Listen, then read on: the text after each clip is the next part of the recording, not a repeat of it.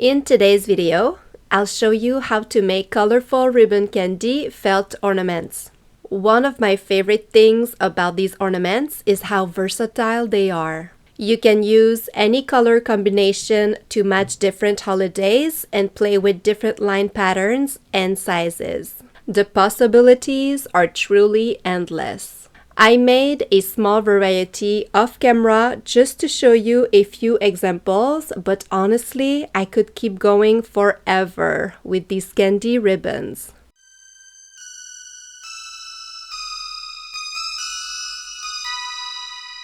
Welcome, my pretties, to the Awfully Sweet channel.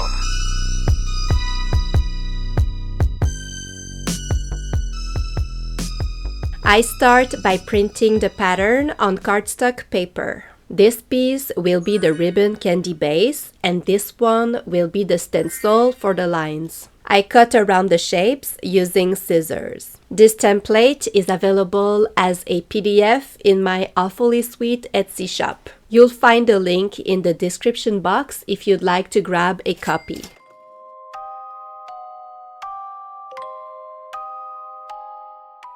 To assemble the pattern, I aligned the two ends together at the dashed line, then secured them with a small piece of Scotch tape both on the front and the back. I repeat the same step for the stencil.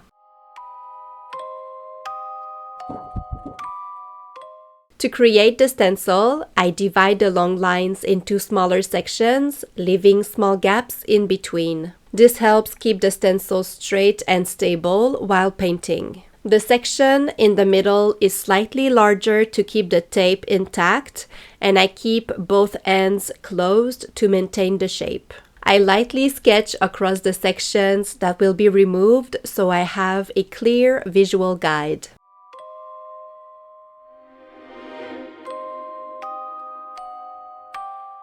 Then, using a cutting mat and a craft knife, I carefully cut out those sections.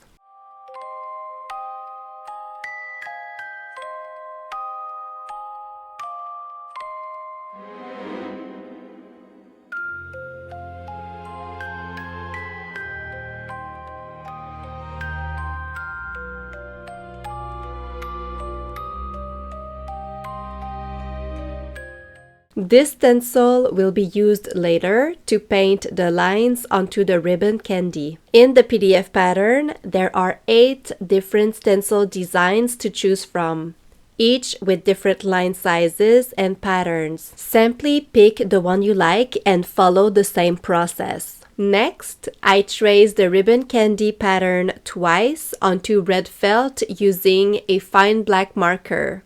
But feel free to use any felt color you prefer. Because the pattern is long, I place a small bottle on one end to keep it from shifting while tracing.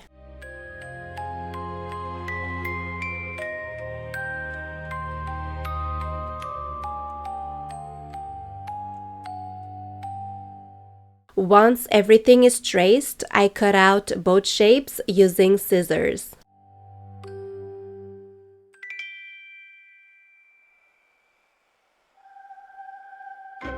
I place the stencil on one of the red felt ribbon pieces, making sure it's well centered. Once again, I use a small bottle on one end to keep everything in place while I work. I'm using green dimensional fabric paint, which I transferred into a smaller squeeze bottle. The precision tip makes it much easier to trace the fine lines from the stencil. While holding the stencil down, I carefully trace the small top and bottom lines with the green paint.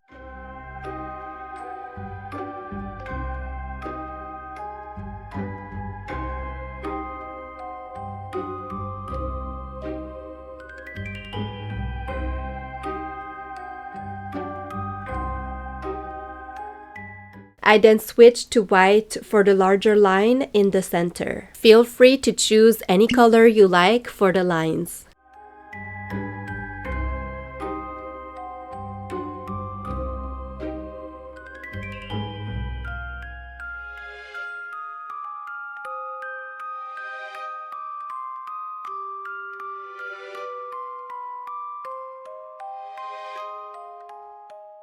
To finish the last sections, I remove the small bottle, and once the stencil is fully traced, I lift it off the felt.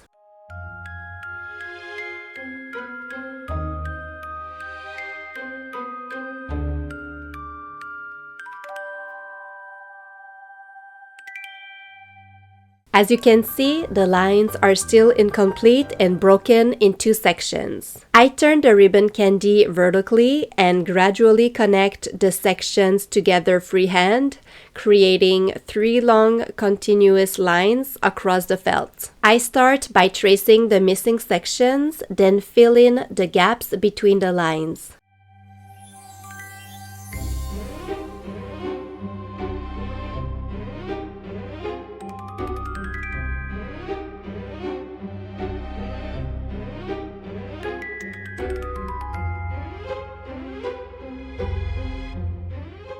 Once the paint is complete, I let it dry for a few hours. Since the layer is very thin, it doesn't take long to fully dry. I repeat this entire process with the second piece of red felt so that both the front and the back of the ornament are painted identically. Once the paint is dry, I trim any felt or fabric paint that sticks out using small scissors. This helps keep the surface nice and flat.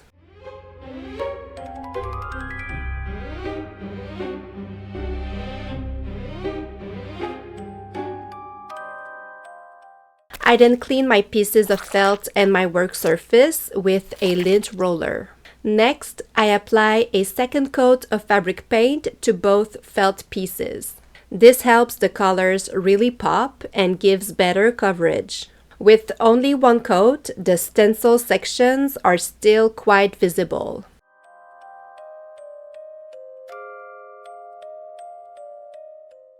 I let the paint dry overnight, then come back to trim any small bits of excess fabric paint that may still be sticking out. This time, it's just minor touch-ups compared to the first trim. To make the hanging loop, I use white DMC embroidery floss. The white contrasts nicely with the red felt and matches the white line in the center of the ribbon candy. I cut 3 7.5-inch pieces of floss and tied them together at one hand. I tape that end to my work surface and place a heavy object on top to keep everything steady while I braid.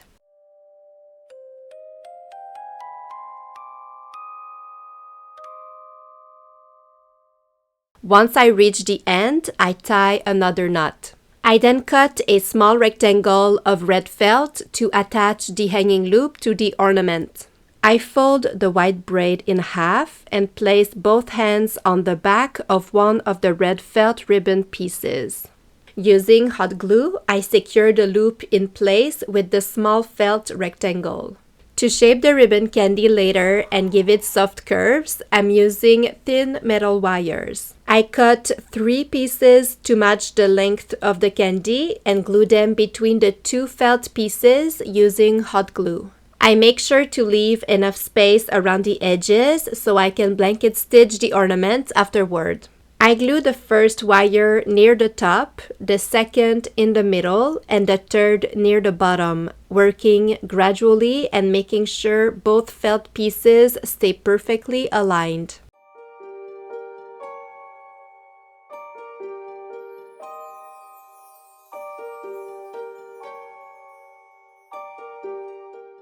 I use white DMC embroidery floss to close the ornament and match the hanging loop. To measure the length needed for the blanket stitch, I wrap the floss around the candy a little more than 2.5 times. I tie 2 knots at one hand and thread the floss through my needle.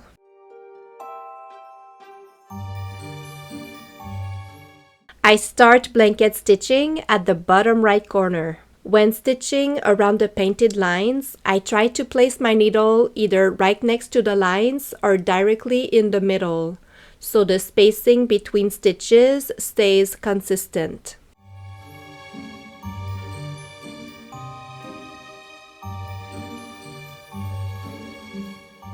When I reach the hanging loop, I place my stitches as close as possible on both sides of the loop to secure it in place.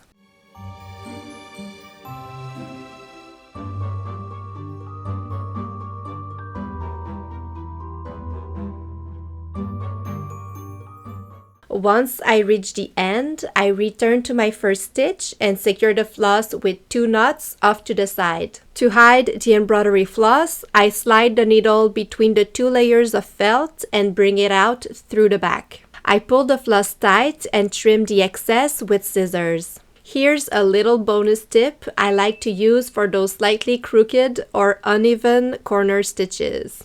I take a tiny sculpting tool with a small round tip and gently lift the embroidery floss, tucking it between the 2 layers of felt.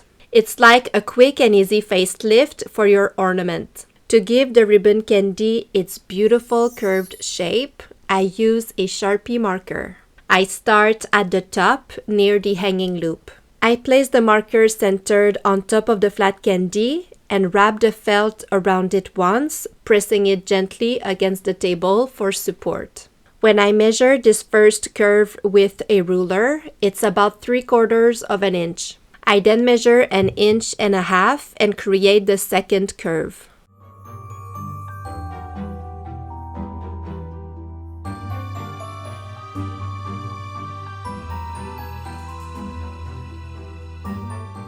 I continue aligning each new curve with the previous one until I reach the end of the candy.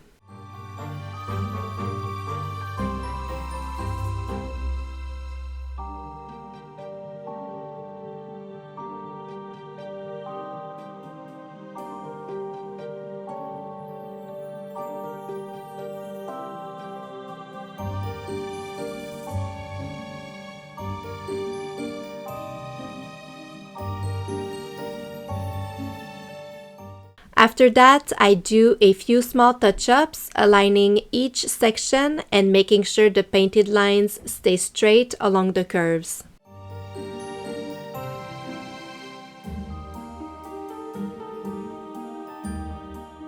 Once everything looks good, I pass the Sharpie through each curve one last time to set the shape.